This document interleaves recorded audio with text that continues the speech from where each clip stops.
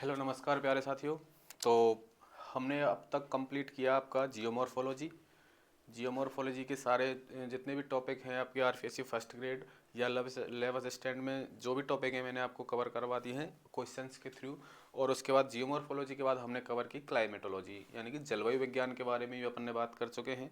यानी कि जियोमॉर्फोलॉजी और जलवायु विज्ञान भौतिक भूगोल के 3 पार्ट अपन पढ़ते हैं। भूआकृति विज्ञान, जलवायु विज्ञान और समुद्र विज्ञान। ठीक है, इसे 2 पार्ट में आपको करवा चुका हूँ, भूआकृति विज्ञान के और जलवायु के सारी क्लास हैं। अब आज से स्टार्ट करेंगे अपन समुद्र विज्ञान। ठीक है, समुद्र विज्ञान है ओशिनोलॉजी अपन प्रारंभ करेंगे, जिसमें हम पहला टॉपिक ले रहे हैं लवणता। ठीक है, सैलिनिटी है। इस लवणता से स्टार्ट करेंगे अपनी पहली क्लास समुद्र विज्ञान की। तो आइए स्टार्ट करते हैं।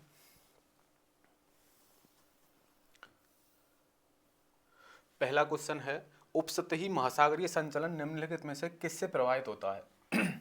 यानी कि महासागरीय जल का जो ऊपरी सतह का संचलन है, महासागरीय जल की ऊपरी सतह का संचलन निम्नलिखित में से किससे प्रभावित होता है? केवल तापमान से, केवल लवणता से, तापमान और लवणता दोनों से, लवणता और ज्वार दोनों से। देखो, ऊपरी ऊपरी सतह का महासागरीय संचलन जो है ये प्रारंभ होता है प्रभावित होता है लवणता और तापमान से। ठीक है, तापमान के कारण जल में फैलाव आता है और लवणता के कारण इसके घनत्व में कमी होती है। तो इन दोनों के कारण ही जो उपसतह या महासागरीय जल की ऊपरी सतह का संचलन होता है। तो ऑप्शन सी होगा आपका राइट आंसर। तापमान और लवणता दोनों के कारण ही महासागरीय संचलन प्रभावित होता है। ठीक है, तो ऑप्शन सी आपका राइट आंसर होगा। अगला है, महासागरीय जल में लवणता घटती है जब, महासागरीय जल में लवणता घटती है यानी कम होती है जब बाष्पीकरण अधिक हो। देखो, बाष्पीकरण यदि अधिक होगा तो लवणता बढ़ेगी। ठीक है, क्योंकि समुद्र में जो जल है और उसमें लवणता जो मिली हुई है, जब बाष्पीकरण होगा तो उसमें से जल बाष्प के रूप में उड़ जाएगा, लेकिन उसके लवण हैं, जो लवण हैं जिनके कारण पानी खारा है, उसमें लवणता है, वो वहीं रह जाएंगे। तो यदि जल बाष्प बनकर उड़ गया तो लवणता बढ़ेगी ना कि घटेगी। तो ये बात कर रहा है घटने की, तो बाष्पीकरण अधिक होगा तो लवणता बढ़ेगी। दूसरा है, हवा का वेग अधिक होता है। लवणता घटती है तो इसका हवा के वेग से तो कोई मतलब ही नहीं है। भारी वर्षा होती है, यदि भारी वर्षा होती है यानी कि समुद्र में जो लवणता है और भारी वर्षा के कारण उसमें साफ या मीठा जल मिलाया जाए तो लवणता कम होगी। यानी बरसात के कारण उसमें लवणता कम होगी, क्योंकि बाहरी जल उसमें मिला दिया गया है। और बरसात का जो मीठा जल होता है जब समुद्र में मिलता है तो उस क्षेत्र में लवणता जो है उसमें कमी आती है। तो ऑप्शन सी इसका सही आंसर होगा। महासागरीय जल में लवणता कब घटती है? जब भारी वर्षा होती है। इसीलिए भूमध्य सागरीय क्षेत्रों में आपको पता होगा कि लवणता कम पाई जाती है। भूमध्य सागरीय क्षेत्रों में लवणता कम पाई जाती है, जबकि वहाँ पे तापमान भी अधिक होता है, सूर्य सीधा चमकता है, सूर्य ताप सर्वाधिक प्राप्त होता है, लेकिन वहाँ पे लवणता अधिक होनी चाहिए क्योंकि बाष्पोत्सर्जन भी वहाँ पे ज़्यादा है। बाष्पोत्सर्जन ज़्यादा होने के कारण भी लवणता वहाँ पे कम क्यों है? क्योंकि वहाँ पे वर्ष भर बरसात होती है और बरसात होने के कारण उसमें शुद्ध जल मिल जाता है और शुद्ध जल मिलने के कारण जो लवणता है वो कम हो जाती है। लेकिन जैसे हम उपोष्ण क्षेत्रों की ओर जाएंगे भूमध्य रेखा से, वहाँ पे लवणता बढ़ती है। लवणता सर्वाधिक होनी चाहिए भूमध्य रेखा पर, लेकिन सर्वाधिक भूमध्य रेखा पर नहीं है। कहाँ पे है? उपोष्ण क्षेत्रों में। भूमध्य रेखा पर क्यों नहीं है आपको समझ आया होगा कि वहाँ पे तापमान भी ज़्यादा है, बाष्पोत्सर्जन भी ज़्यादा हो रहा है, लेकिन वहाँ पे बरसात ज़्यादा हो रही है और बरसात ज़्यादा होने से वहाँ पे शुद्ध जल ज़्यादा मिल रहा है। इसलिए भारी वर्षा होती है तो लवणता घटती है। ऑप्शन सी आपका राइट आंसर।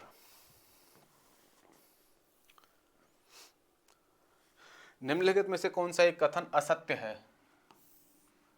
इनमें से असत्य कथन अपन को देखना है। उत्तरी गोलार्ध की औसत लवणता दक्षिणी गोलार्ध से कम है। देखो, उत्तरी गोलार्ध की लवणता की यदि बात करें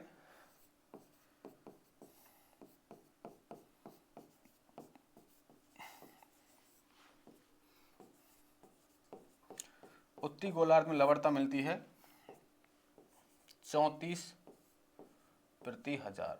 देखो, ये आपको पता होगा कि लवणता को हम प्रति 1000 में मापते हैं, प्रति 1000।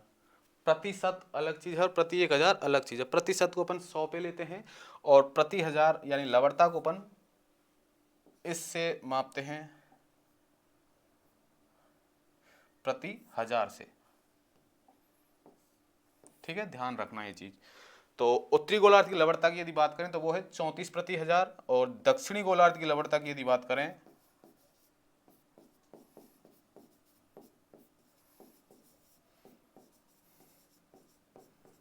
वो है आपकी 35 प्रति 1000।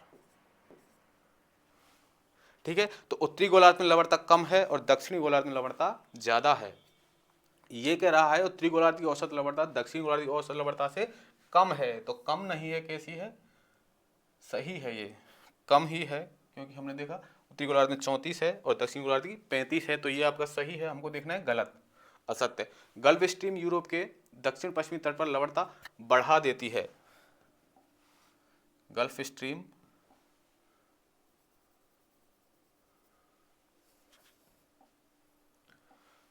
यूरोप के उत्तर पश्चिमी तट पर लवणता बढ़ा देती है। ये भी सही है, क्योंकि वहां पे जो गल्फ स्ट्रीम गर्म जलधारा है और उत्तर पश्चिमी यूरोप तट पर जब जाती है, जो देखो गर्म जलधारा जो होती है वो लवणता को बढ़ाती है और ठंडी जलधारा जो होती है वो लवणता को कम करती है। ये लवणता के कुछ मानक हैं या इनके बदलने की कुछ परिस्थितियां हैं जो कि हम जो डिटेल्ड क्लास पढ़ेंगे उसमें आपको एक एक करके बताएंगे। अगला है प्रतिचक्रवाती दशाएं लवणता को घटा देती हैं। प्रतिचक्रवाती दशाएं लवणता को घटा देती हैं। प्रतिचक्रवाती जो दशाएं होती हैं, मैंने आपको चक्रवात प्रतिचक्रवात में बताया था कि चक्रवात में तो क्या होता है, उसके केंद्र में न्यूनतम तापमान होता है, हवाएं बाहर से केंद्र की ओर चलती हैं, और प्रतिचक्रवात में क्या होता है, केंद्र में उच्च वायुदाब होता है। उच्च वायुदाब होता है तो जो पवनें हैं वो केंद्र से बाहर की ओर चलती हैं। तो जब प्रतिचक्रवाती दशाओं में लवणता घटती नहीं है, बढ़ती है, क्योंकि प्रतिचक्रवात में तो जब न्यून वायुदाब का केंद्र है तो वहाँ पे बरसात होती है और यहाँ पे बरसात नहीं होती है। बरसात नहीं होती तो लवणता में वृद्धि होती है, यानी बढ़ती नहीं है, घटती नहीं, क्या होती है, बढ़ती है।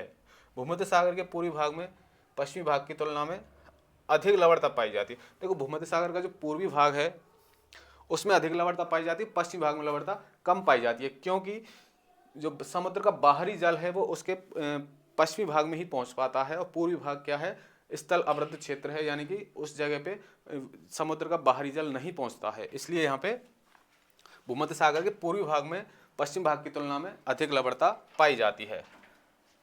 तो ये भी सही है, ये तीन सही है। ऑप्शन सी का गलत है, क्योंकि यहाँ लवणता घटा नहीं देती, यहाँ पे लवणता बढ़ती है। ऑप्शन सी होगा आपका राइट आंसर। नेक्स्ट क्वेश्चन है, निम्नलिखित में से कौन सा एक कथन सत्य है। हमको यहाँ पे सत्य कथन देखना है। बेंगुला प्रशांत महासागर की एक ठंडी धारा है। कर्क एवं मकर रेखाओं के मध्य अधिकतम महासागरीय लवणता पाई जाती है।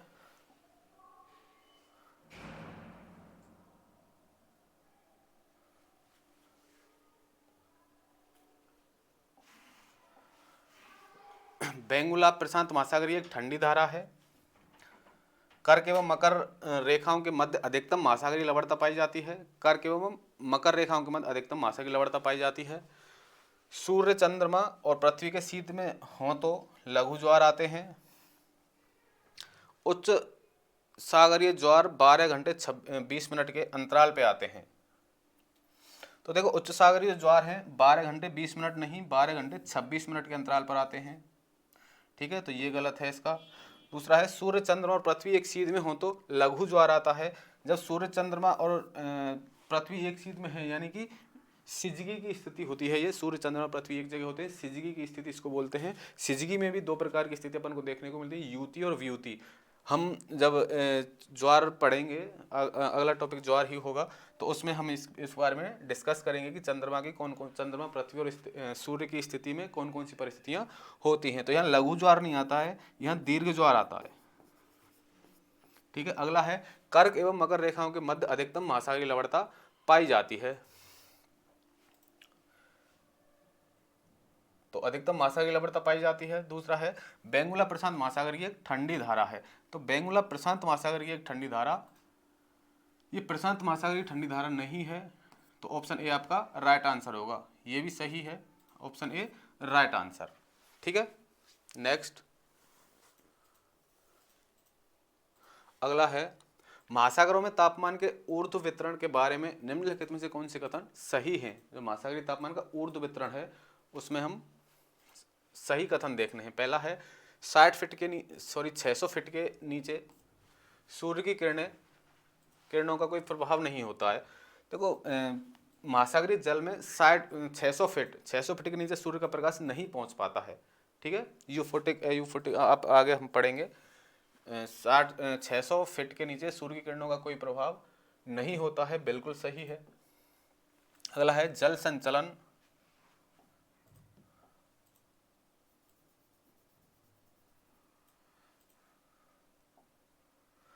संचलन के बावजूद समुद्र का एक बड़ा हिस्सा अपेक्षाकृत ठंडा रहता है।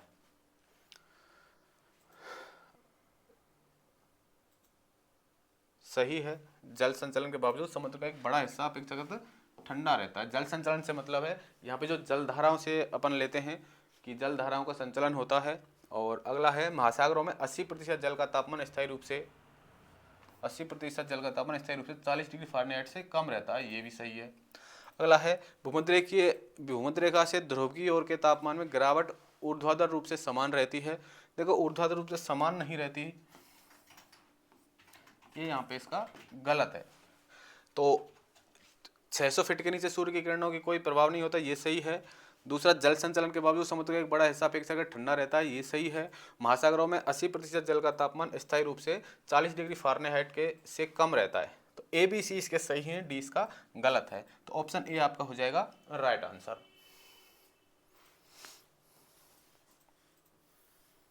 अगला है, महासागरीय जल में वाष्पीकरण की प्रक्रिया प्रभावित होती है। महासागरीय जल में जो वाष्पीकरण होता है वो प्रक्रिया इनमें से किससे प्रभावित होती है?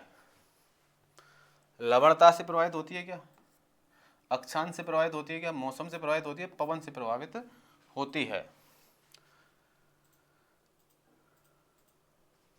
तो देखो लवणता से प्रभावित होती है,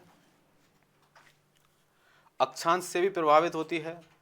देखो वाष्पीकरण का सीधा संबंध है पहले तो तापमान से। जिन क्षेत्रों में तापमान सर्वाधिक होता है, सूर्य ताप सर्वाधिक प्राप्त होता है, उन क्षेत्रों में बाष्पोत्सर्जन सर्वाधिक होता है। ठीक है, तो देखो लवणता है, जिस क्षेत्र में लवणता ज़्यादा है और वाष्प यानी कि जल की मात्रा कम है तो उस क्षेत्र में वाष्पोत्सर्जन कम होगा। और जिस क्षेत्र में लवणता कम है, जल की मात्रा ज़्यादा है तो वाष्पोत्सर्जन अधिक होगा। तो लवणता भी इसका प्रमुख कारण है।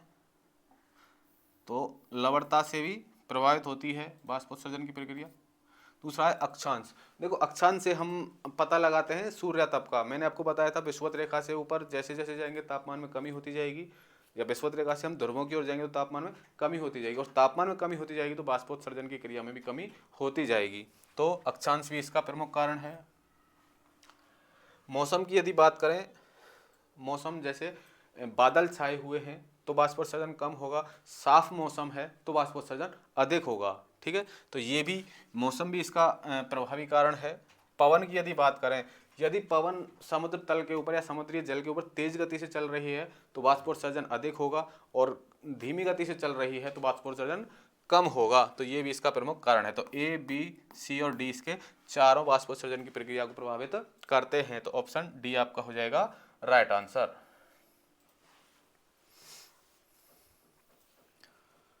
अगला है, समुद्री जल के विषय में निम्नलिखित में से कौन से कथन सत्य हैं?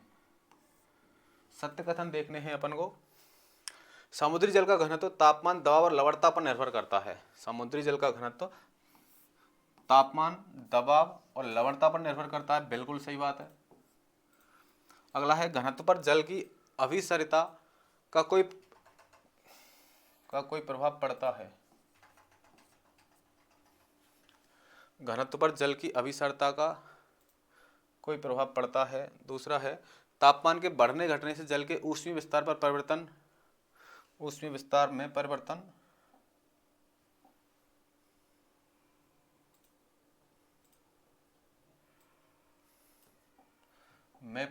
है। ठीक है,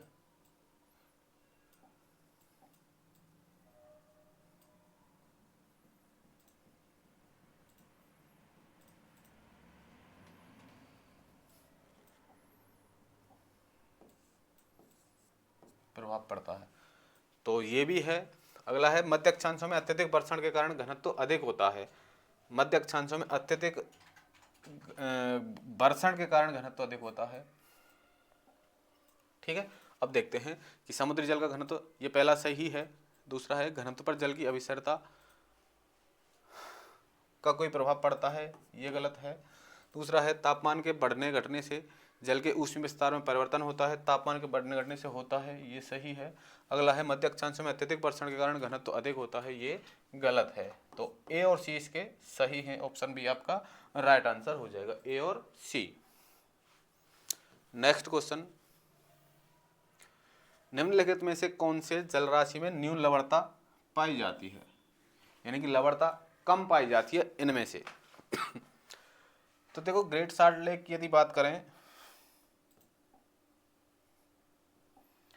सर्वाधिक जो ग्रेट साल्ट लेक में है वो मिलती है 220 प्रति हजार। तो लवणता है 220 प्रति हजार मिलती है आपकी ग्रेट साल्ट लेक में। मृत में मिलती है 238 और वोन झील में मिलती है 330 प्रति हजार और काराबोगास में मिलती है लगभग 37 प्रति हजार। तो ये जो जल राशियां हैं या झीलें हैं या खाड़ियां हैं, इनमें अपन ने देखा लवणता के बारे में। तो ग्रेट सॉल्ट लेक में मिलती है लवणता 220 प्रति हजार, मृत सागर में मिलती है 238 प्रति हजार और वोन झील में मिलती है 330 प्रति हजार। तो यहाँ पे पूछा है सबसे कम मिलती है आपकी काराबोगान की खाड़ी में। ऑप्शन डी हो जाएगा आपका राइट आंसर। अगला है निम्नलिखित में से कौन सा कारक लवणता को नियंत्रित नहीं करता है, नियंत्रित नहीं करता है।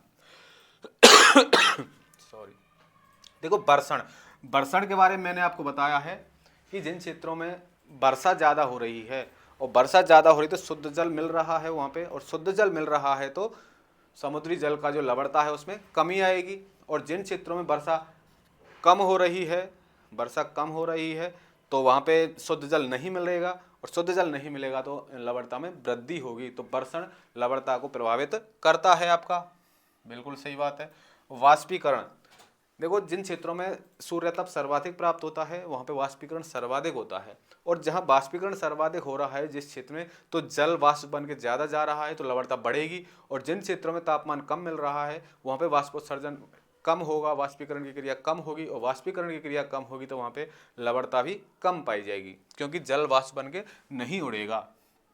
ये भी सही है।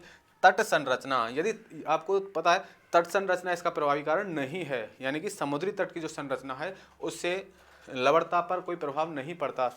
जो तट हैं समुद्र के उनसे लवणता पर कोई प्रभाव नहीं पड़ता है, तो ये इसका गलत है। नदी प्रवाह की यदि बात करें, जिस क्षेत्र में या जिस खाड़ी में नदी गिर रही है आके, ठीक है, कोई भी नदी है किसी खाड़ी या समुद्र में मिल रही है तो वहाँ पे शुद्ध जल आके मिल रहा है और शुद्ध जल मिल रहा है तो वहाँ की लवणता में कमी आएगी। और कोई खाड़ी ऐसी है जहाँ पे कोई बाहरी नदी आके नहीं मिल रही है तो वहाँ पे लवणता अधिक पाई जाएगी। तो ये भी इसका प्रभावी कारण है। तो वर्षण, बाष्पीकरण, नदी जल प्रवाह ये इसके प्रभावी कारण है, लेकिन तट संरचना इसका नियंत्रित कारक नहीं है। तो ऑप्शन सी आपका राइट आंसर हो जाएगा।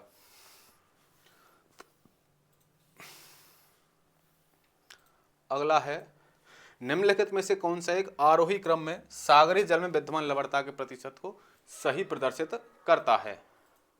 देखो एक बार ये जिसके जो प्रमुख तत्व हैं लवणता के वो एक बार देख लेते हैं। पहला है सोडियम क्लोराइड,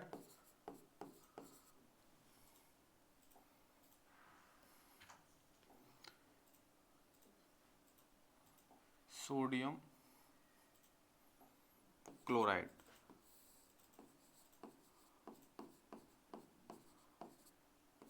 दूसरा है मैग्नीशियम क्लोराइड,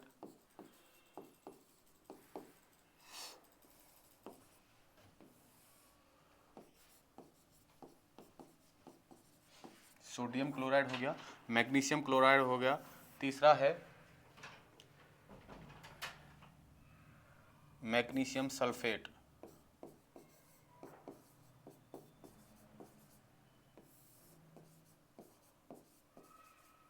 मैग्नीशियम सल्फेट है। चौथा है कैल्शियम सल्फेट।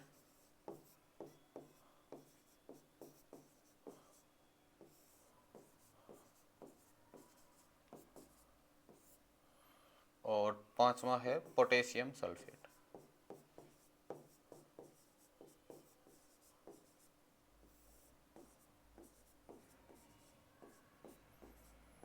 ये प्रमुख 5 तत्व हैं। 77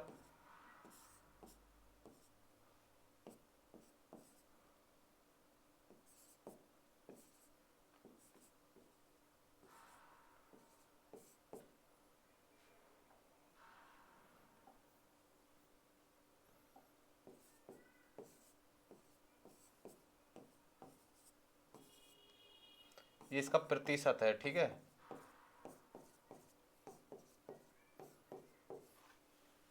इस प्रकार से ये लवण हैं जो समुद्री जल में पाए जाते हैं। सोडियम क्लोराइड की मात्रा यदि बात करें तो 77.8% पाया जाता है।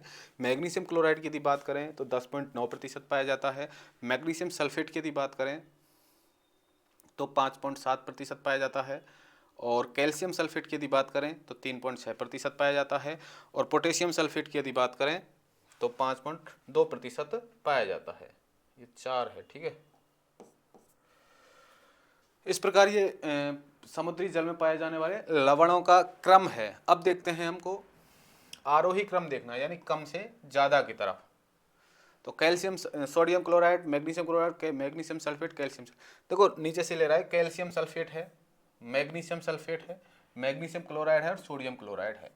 इनकी प्रतिशत की मात्रा की यदि बात करें तो वो मैंने आपको यहाँ पे बता दिया है, ये आप देख सकते हैं। तो ऑप्शन बी होगा आपका राइट आंसर। अगला है समुद्री जल में सोडियम क्लोराइड का प्रतिशत है। देखो सोडियम क्लोराइड का प्रतिशत मैंने अभी आपको बताया है, आप देख सकते हैं 77.8%। सोडियम क्लोराइड का जो प्रतिशत मैंने बताया है समुद्री जल में वो है आपका 77.8%। यही इस क्वेश्चन में आपसे पूछ रहा है, समुद्री जल में सोडियम क्लोराइड का प्रतिशत कितना है? 77.8%। Sodium chloride, magnesium chloride, calcium sulphate, potassium sulphate, इस प्रकार इसका क्रम चलता है। तो ऑप्शन सी आपका होगा राइट आंसर। अगला है सर्वाधिक महासागरीय लवणता पाई जाती है, यानी कि सर्वाधिक महासागरीय लवणता जो है इनमें से किस क्षेत्र में पाई जाती है?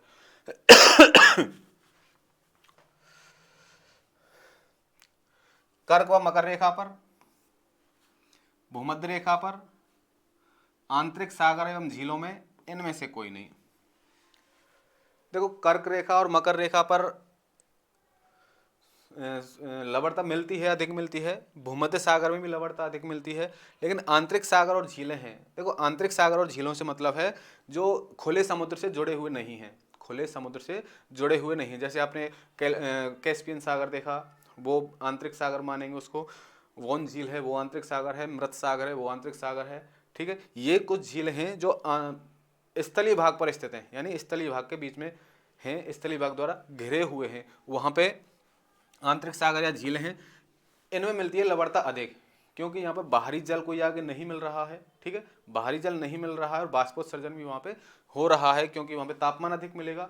स्थलीय भागों में तापमान अधिक मिलेगा तो वाष्पोत्सर्जन अधिक होगा, और वाष्पोत्सर्जन अधिक होगा तो लवणता अधिक मिलेगी। तो कर्क रेखा, मकर रेखा, भूमध्य सागर, इनमें मिलता है अधिक लवणता मिलती है, लेकिन आंतरिक सागर एवं झीलों में अधिक लवणता ज़्यादा मिलती है। तो ऑप्शन सी आपका राइट आंसर होगा। क्यों? देखो एक तो वो स्थल भाग से घिरे हुए हैं तो वहाँ पे तापमान अधिक मिलेगा, तापमान अधिक मिलेगा तो वाष्पोत्सर्जन अधिक होगा, वाष्पोत्सर्जन अधिक होगा तो लवणता बढ़ेगी। दूसरा, उसमें कोई बाहरी जल आगे नहीं मिल रहा है, बाहरी जल आगे नहीं मिल रहा है, या कोई नदी उसमें नहीं आके मिल रही है, या किसी खाड़ी से उसमें समुद्री जल नहीं आ रहा है, तो आंतरिक सागर या झीलों में लवणता अधिक पाई जाएगी। ऑप्शन सी आपका राइट आंसर हो जाएगा। अगला है आइसोहेलाइंस मिलती हैं। आइसोहेलाइन, ये आइसोहेलाइन जो है ये समान लवणता वाले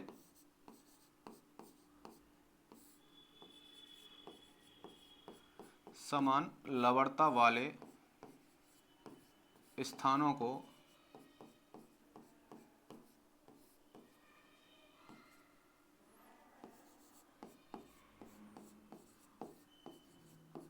मिलाने वाली रेखाएं,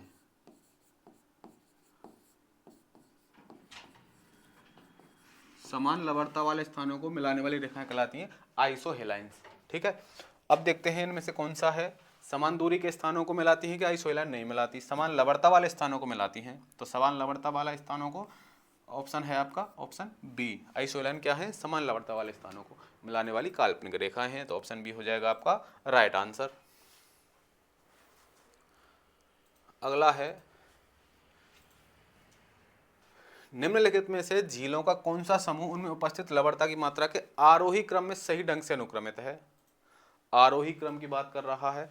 तो मैंने अभी इनके इसमें कितनी झील ली, डेड सी, वॉन झील, ग्रेट साल्ट झील, डेड सी, वॉन झील। देखो वॉन झील जो है, पहली है वॉन झील,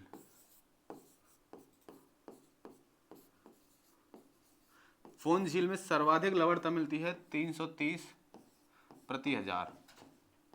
ठीक है, उसके बाद है मृत झील या मृत सागर, इसमें 238 प्रति हजार मिलती है।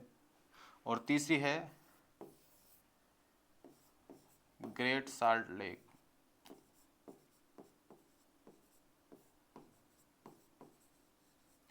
इसमें भी लवणता मिलती है 220 प्रति हजार।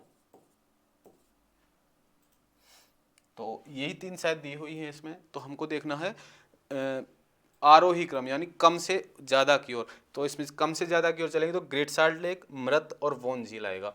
तो ग्रेट साल्ट लेक, डेड सी या मृत झील और वॉन झील। तो ऑप्शन बी आपका होगा राइट आंसर। ठीक है, इन झीलों का ये लवणता का प्रतिशत दिया हुआ है प्रति हजार में। वॉन झील में 330 प्रति हजार मिलती है, मृत सागर डेड सी मिलती है 238 प्रति हजार, और ग्रेट साल्ट लेक में 220 प्रति हजार लवणता देखने को मिलती है। तो ऑप्शन बी होगा आपका राइट आंसर। अगला है, महासागरों में लवणता के ऊर्ध्वाधर वितरण के संदर्भ में कौन सा कथन सही है। ठीक है, गहराई के साथ समुद्री लवणता में वृद्धि या कमी की एक आवधिक प्रवृत्ति है। गहराई के साथ समुद्री लवणता में वृद्धि या कमी की एक आवधिक प्रवृत्ति नहीं है। दूसरा है, भूमध्य क्षेत्रों की पहचान अत्यधिक वर्षा के कारण उच्च लवणता से होती है। देखो अत्यधिक वर्षा तो यहाँ पे होती है, अत्यधिक वर्षा होती है, अत्यधिक बाष्पोत्सर्जन भी होता है, लेकिन यहाँ पे उच्च लवणता नहीं होती, उच्च लवणता नहीं होती है यहाँ पे। दूसरा है, तल पर घने पानी की उपस्थिति के कारण उच्च अक्षांश में गहराई के साथ लवणता घट जाती है। तल पर घने पानी की उपस्थिति के कारण उच्च अक्षांश में गहराई के साथ लवणता घट जाती है, ये भी नहीं है। अगला है, मध्य अक्षांश में समुद्रों की लवणता कुछ निश्चित सीमा तक बढ़ जाती है और उसके बाद उसमें गिरावट शुरू हो जाती है। तो ये आपका सही है, मध्य अक्षांशों में समुद्रों की लवणता कुछ निश्चित सीमा तक बढ़ जाती है और उसके बाद उसमें गिरावट शुरू हो जाती है। तो ऑप्शन डी आपका होगा राइट आंसर। नेक्स्ट, यदि किसी महासागर के लवणता की मात्रा अधिक है, किसी महासागर में लवणता की मात्रा अधिक है, तब वाष्पीकरण की दर भी उच्च होगी, हिमांक कम होगा, तापमान कम होगा और घनत्व कम होगा। यदि किसी महासागर की लवणता अधिक है तो इनमें से कौन सी क्रिया होगी, वाष्पीकरण की दर भी उच्च होगी। यदि लवणता अधिक है तो वाष्पीकरण उच्च कैसे होगा, क्योंकि जल की मात्रा कम है और लवणों की मात्रा ज़्यादा है, जल की मात्रा कम है तो वाष्पोत्सर्जन अधिक होगा क्या, नहीं, कम होगा। तो ये नहीं होगा। हिमांक कम होगा, देखो लवणीय जो जल होता है यानी समुद्री जल जो होता है उसका हिमांक बिंदु उच्च पाया जाता है, यानी कि जो समुद्री जल है वो देर से जमता है, समुद्री जल देर से जमता है तो हिमांक उसका कम होगा। तो ये इसका सही होगा। तापमान कम होगा क्या लवणता से, नहीं, इसका कोई मतलब नहीं है, घनत्व का भी मतलब नहीं है, कम होगा नहीं, घनत्व बढ़ेगा उल्टा, यानी लवणता कम होगी, सॉरी लवणता अधिक होगी तो घनत्व बढ़ेगा। तो ऑप्शन बी आपका सही आंसर होगा। यदि किसी महासागर के लवणता की मात्रा अधिक है महासागर में तो हिमांक उसका कम होगा, क्योंकि समुद्री जल देरी से जमता है, सामान्य जल की अपेक्षा देरी से जमता है तो हिमांक उसका कम होगा। तो ऑप्शन बी आपका राइट आंसर है। अगला है से कौन से महासागरों लवणता की मात्रा और वितरण को नियंत्रित करते हैं? निम्नलिखित कारकों में से कौन से महासागरों की लवणता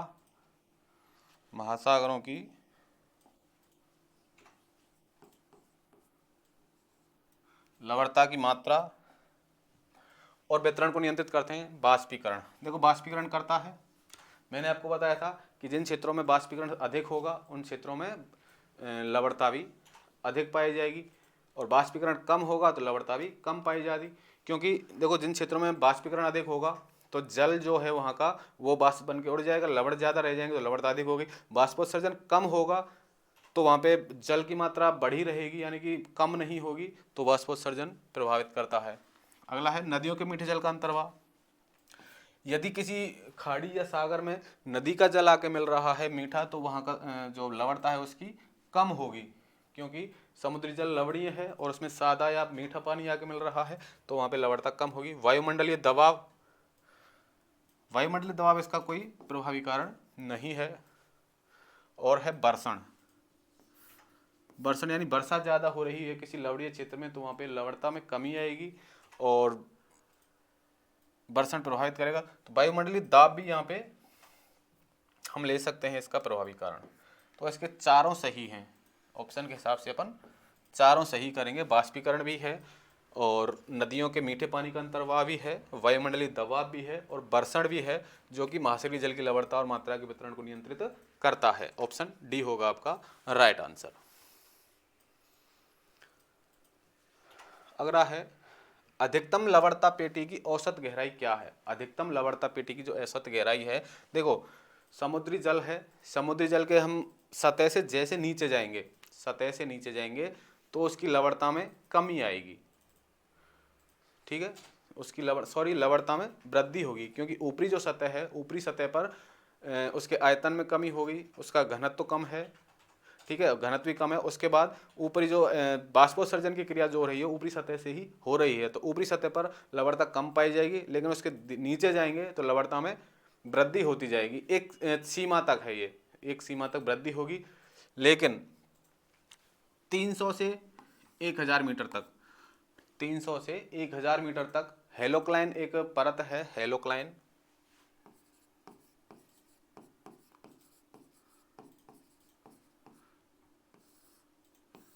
इसके बाद तीव्र लवणता में तीव्र वृद्धि होती है, ठीक है, इसकी लवणता में तीव्र वृद्धि होगी किसके बाद? हेलोक्लाइन परत के बाद, जिसकी है गहराई की यदि बात करें 300 से 1000 मीटर की गहराई पर यह लवणता की परत पाई जाती है। तो ऑप्शन बी है आपका राइट आंसर। 300 से 1000 मीटर की औसत गहराई पर अधिकतम लवणता पेटी पाई जाती है, इसके बाद लवणता में कमी आएगी, इसके बाद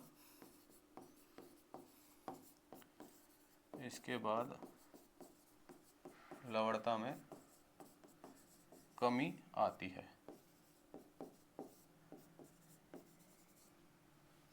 ठीक है, नेक्स्ट है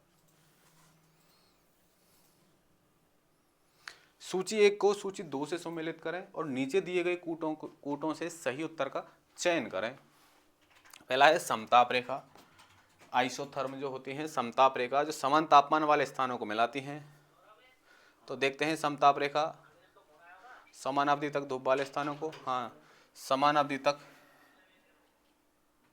यही है तापमान से संबंधित, तो पहले में होगा 2, यानी कि समताप रेखा कौन सी है? समान अवधि तक धूप वाले स्थानों को जोड़ती हैं, धूप यानी कि समान अवधि तक तापमान वाले स्थानों को। दूसरा है समलवण रेखा, महासागर में समान लवणता वाले स्थानों को जोड़ने वाली रेखा है। समवाह गति, ये समान वायु गति वाले स्थानों को जोड़ने वाली रेखा है। और आइसोनेफ है, ये बादल के समान और औसत प्रतिशत वाले स्थानों को जोड़ने वाली रेखा है। यानी कि 2, 3, 4 और 1, 2, 3, 4 और 1, ऑप्शन बी आपका राइट आंसर होगा। ठीक है, आइए नेक्स्ट क्वेश्चन। सागरों में अधिकतम लवणता पाई जाती है, सागरों में अधिकतम लवणता पाई जाती है। देखो 20 से 40 उत्तरी अक्षांशों के मध्य, 20 से 40 दक्षिणी अक्षांशों के मध्य, 50 से 60 डिग्री अक्षांशों के मध्य और भूमध्य रेखा पर। देखो भूमध्य रेखा की यदि बात करें तो मैंने बताया कि भूमध्य रेखा पर सर्वाधिक तापमान रहता है, बाष्पोत्सर्जन भी सर्वाधिक होता है, लेकिन वर्षा भी यहाँ पे सर्वाधिक होती है। ठीक है, वर्षा सर्वाधिक होती है तो यहाँ पे लवणता कम पाई जाती है, क्योंकि शुद्ध जल या मीठा जल यहाँ पे ज़्यादा आके मिल रहा है। मीठा जल यदि ज़्यादा आके मिल रहा है तो यहाँ पे लवणता कम होगी, तो ये इसका आंसर नहीं होगा।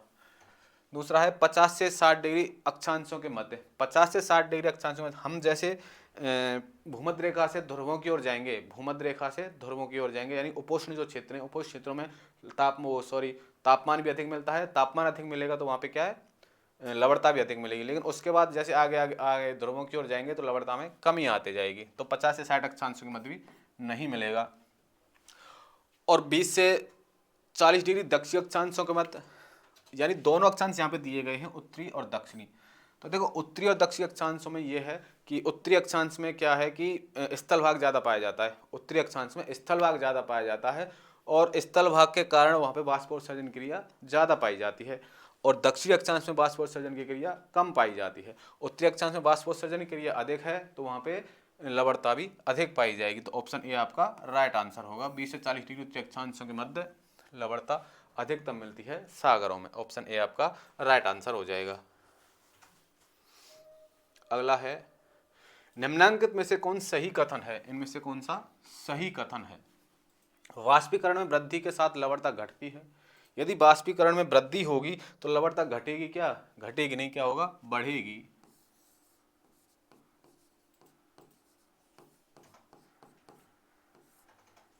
दूसरा, वर्षण एवं लवणता में विलोम संबंध होता है क्या। यदि बरसात ज्यादा है तो लवणता भी ज्यादा होगी क्या उस क्षेत्र में, नहीं, बरसात ज्यादा है तो लवणता कम होगी, तो विलोम संबंध है वर्षण में और लवणता में, यानी बरसात ज्यादा तो लवणता कम और वर्षा कम तो लवणता ज्यादा।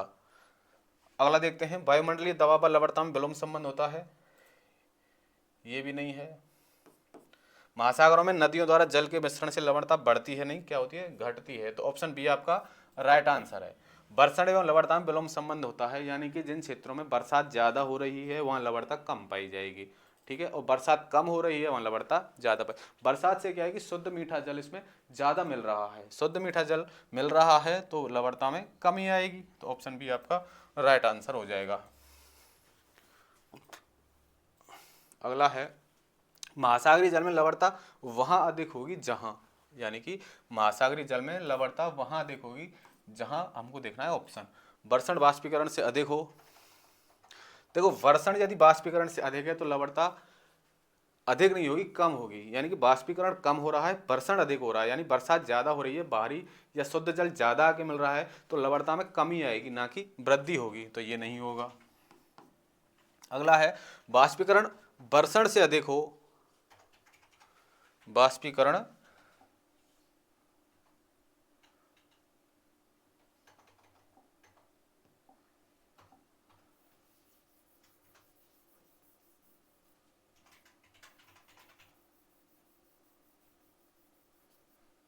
ये देखो दोबारा, बाष्पीकरण यदि वर्षण से अधिक है, यानी कि बरसात कम हो रही है, शुद्ध जल कम आ रहा है, लेकिन बाष्पीकरण ज्यादा हो रहा है तो लवणता अधिक मिलेगी। अगला देख लेते हैं, वर्षण बाष्पीकरण के बराबर हो तो भी लवणता पर कोई ज्यादा प्रभाव नहीं पड़ेगा। समुद्र में सतही प्रवाह सप्लाई ऑफ सरफेस वाटर अधिक आता है तो वहां पे कम होगी, अधिक लवणता कम नहीं होगी, मतलब लवणता कम पाई जाएगी वहां। और बाष्पीकरण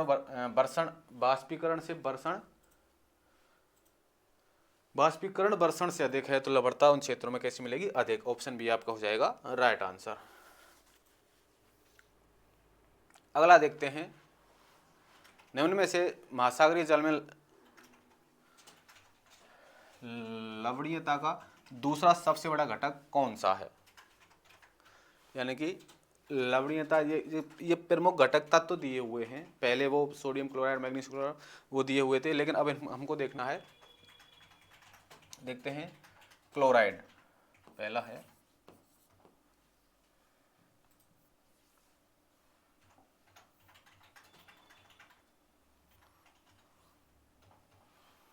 पहला है क्लोराइड,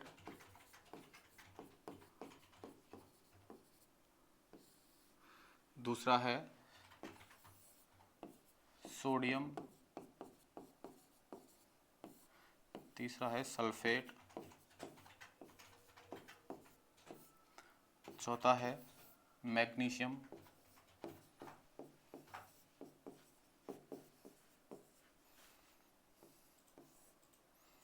ठीक है। क्लोराइड, सोडियम, सल्फेट, मैग्नीशियम,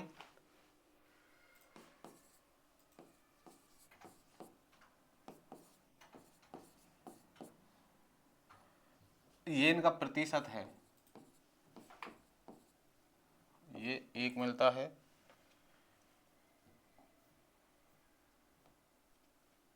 एक, ये मिलता है 2। इस प्रकार ये प्रमुख तत्व हैं इनका। सोडियम क्लोराइड, क्लोराइड की यदि बात करें वो मिलता है 18.97%, सोडियम मिलता है 10.47%, सल्फेट मिलता है 2%, मैग्नीशियम मिलता है 1%। अब हमसे पूछ रहा है कि दूसरा सबसे बड़ा घटक, तो पहला तो है क्लोराइड, दूसरा है सोडियम। सोडियम ऑप्शन सी आपका राइट आंसर हो जाएगा, ठीक है। इसको CSSM से याद रख सकते हैं आप, CSSM प्रमुख 4 जो घटक हैं। नेक्स्ट चलते हैं,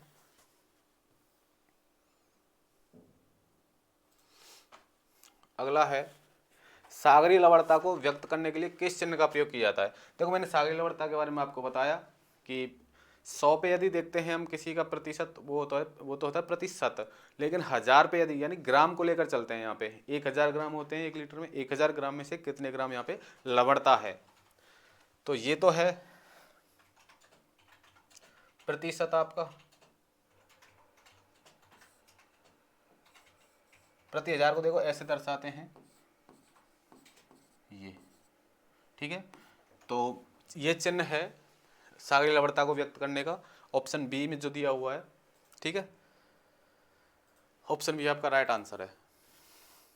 नेक्स्ट है, जलाशयों में लवणता में वृद्धि किसमें परिवर्तन के साथ होती है। जलाशयों में लवणता में वृद्धि किसमें परिवर्तन के साथ होती है। तो पहला है वाष्पीकरण में वृद्धि और ताजे जल के सम्मिश्रण में कमी। ये यहाँ पे लवणता में वृद्धि की बात कर रहा है, तो देखते हैं वाष्पीकरण में वृद्धि होगी और ताजे जल के सम्मिश्रण में कमी होगी, ठीक है। वाष्पीकरण यदि अधिक होगा तो लवणता बढ़ेगी, और ताजे जल या शुद्ध जल के सम्मिश्रण में कमी होगी तो भी लवणता बढ़ेगी, तो ये सही है। और आगे देख लेते हैं एक बार वाष्पीकरण में कमी और ताजे जल के सम्मिश्रण में वृद्धि यदि होगी तो लवणता में कमी होगी। वाष्पीकरण में कमी और ताजे जल के सम्मिश्रण में कोई परिवर्तन नहीं है, ये भी गलत है। वाष्पीकरण में वृद्धि और ताजे जल के सम्मिश्रण में वृद्धि, ये भी गलत है।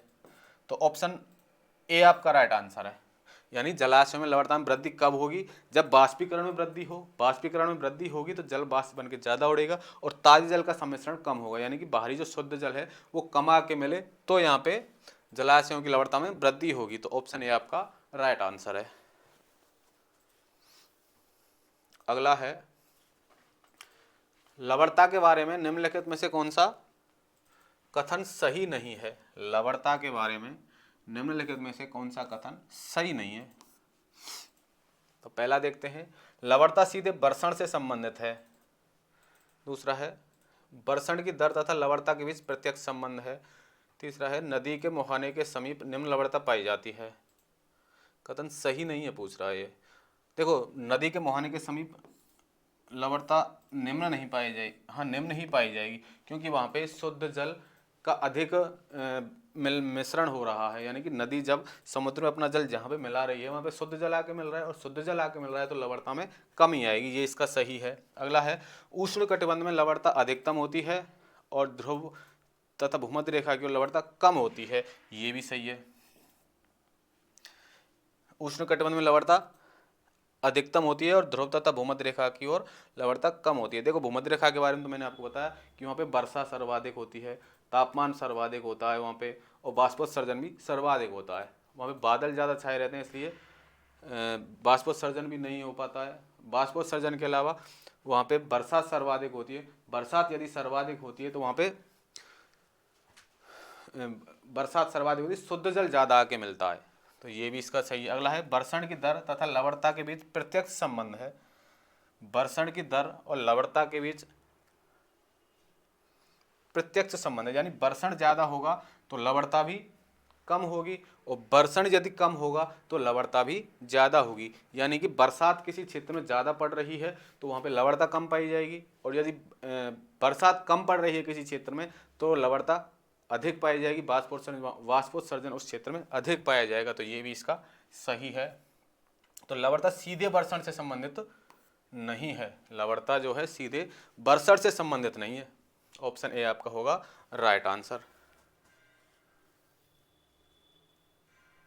अगला है, निम्नलिखित में से किस क्षेत्र में समुद्री जल की लवणता अधिक है? समुद्री जल की लवणता अधिक है। देखो, विषुवतीय क्षेत्र के बारे में मैंने आपको बताया है कि विषुवतीय क्षेत्र में तापमान सर्वाधिक होता है, इसलिए वहाँ पे बाष्पोत्सर्जन भी सर्वाधिक होता है, और बाष्पोत्सर्जन सर्वाधिक होता है और बरसात भी वहाँ पे सर्वाधिक होती है। ठीक है, तापमान सर्वाधिक है, उसके कारण बाष्पोत्सर्जन सर्वाधिक हो रहा है। बाष्पोत्सर्जन हो रहा है तो यहाँ पे लवणता अधिक होनी चाहिए, लेकिन लवणता अधिक नहीं होती है क्योंकि यहाँ पे बरसण यानी कि बरसात भी सर्वाधिक हो रही है, यानी कि शुद्ध जल भी सर्वाधिक आके मिल रहा है। शुद्ध जल आके मिल रहा है तो क्या यहाँ पे लवणता कम पाई जाएगी इस क्षेत्र में। तो विषुवतीय के क्षेत्र में लवणता कम। ध्रुवीय क्षेत्रों की यदि बात करें तो ध्रुवीय क्षेत्रों में बाष्पोत्सर्जन नहीं होता है। दूसरा, यहाँ पे ध्रुवीय क्षेत्रों में शीत क्षेत्र पाए जाते हैं। शीत क्षेत्रों में लवणता की यदि बात करें विषुवत रेखा से ध्रुवों की ओर कम होती जाती है। देखो, विषुवत रेखा से उपोष्ण क्षेत्रों की ओर बढ़ेगी, लेकिन उपोष्ण क्षेत्रों के बाद ध्रुवों की ओर लवणता कम पाई जाएगी। अधोध्रुवीय क्षेत्रों में कम पाई जाती है, लेकिन उपोष्ण क्षेत्रों में उपोष्ण क्षेत्रों में क्या होता है? देखो, उपोष्ण क्षेत्रों में बाष्पोत्सर्जन की दर ज़्यादा होती है, और बाष्पोत्सर्जन की दर ज़्यादा होती है तो बाष्पीकरण की क्रिया ज़्यादा होगी। बाष्पीकरण की क्रिया ज़्यादा होगी तो जल बाष्प बन के ज़्यादा उड़ेगा, और उन क्षेत्रों में लवणता की मात्रा अधिक पाई जाएगी। जल बाष्प बन के अधिक उड़ेगा तो लवणता अधिक पाई जाएगी। ठीक है, यहाँ पे क्या है? सूर्यताप सर्वाधिक प्राप्त होता है, सूर्यताप प्राप्त होता है, और यानी कि आकाश में बादल भी नहीं छाए रहते हैं इतना, तो सूर्यताप ज़्यादा प्राप्त होता है। सूर्यताप ज़्यादा प्राप्त होता है तो बाष्पोत्सर्जन की क्रिया ज़्यादा होती है। तो ऑप्शन सी होगा आपका राइट आंसर, यानी कि उपोष्ण क्षेत्रों में समुद्री जल की लवणता अधिक होती है। अगला है, समुद्री जल का घनत्व नियंत्रित होता है। समुद्री जल का जो घनत्व है वो इनमें से किससे नियंत्रित होता है? तो पहला है लवणता व तापक्रम से।